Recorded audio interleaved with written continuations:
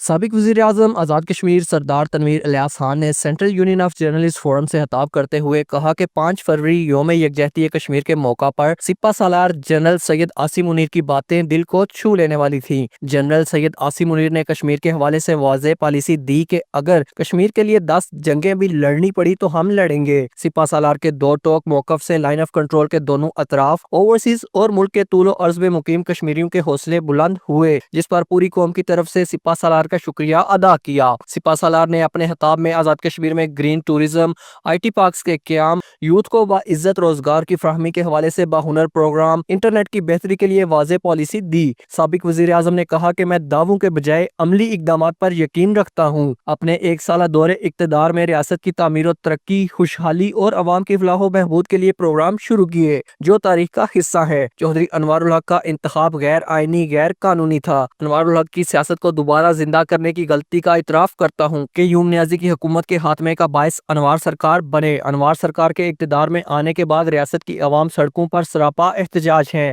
انوار سرکار میں ریاست 77 سالہ کامیابیوں، کامرانیوں پر کمپرومائز ہوئی۔ قبلہ انوار نے نہ صرف ریاست کا معاشی، سیاسی، جمہوری نظام تباہ کیا ہے بلکہ اپنے محسنوں کو بھی ڈسا۔ انہوں نے کہا کہ موصوف عوامی مسائل سننے اور حل کرنے کے بجائے سازشوں میں مصروف عمل رہتے ہیں۔ ریاست کے موجودہ حالات پر ملک بھر کی عوام پریشان ہے۔ آج لوگ سیاست کے بجائے ریاست کی بقا پر سوالات اٹھا رہے ہیں۔ انہوں نے مزید کہا کہ ریاست آزاد کشمیر 24 کروڑ عوام کے دلوں میں بستی ہے۔ 5 فروری کو پوری قوم نے کشمیریوں کے ساتھ بھرپور یکجہتی کا اظہار کیا۔ میری ٹیم نے شعراء دستور پر اپنے ملک اور ریاست کا طویل ترین پرچم لہرایا۔ مقبوضہ کشمیر میں دہائیوں سے ہماری مائیں، بہنیں، بزرگ، جوان اور بچے ہماری آس پر قربانیاں دے رہے ہیں۔ کشمیری 7 دہائیوں سے اپنے بنیادی حق کے لیے جدوجہد کر رہے ہیں۔ ان کا مزید کہنا تھا کہ مقبوضہ کشمیر میں کشمیری جیل جیسی زندگی گزارنے پر مجبور ہیں۔ کشمیری مسلح جدوجہد کا حق رکھتے ہیں۔ ہر مسلمان جہاد پر یقین رکھتا ہے۔ آزاد کشمیر کی عوام پاکستانیت پر یقین رکھتی ہے۔ آزاد کشمیر میں الیکشن اپنے مقررہ وقت پر ہوں گے۔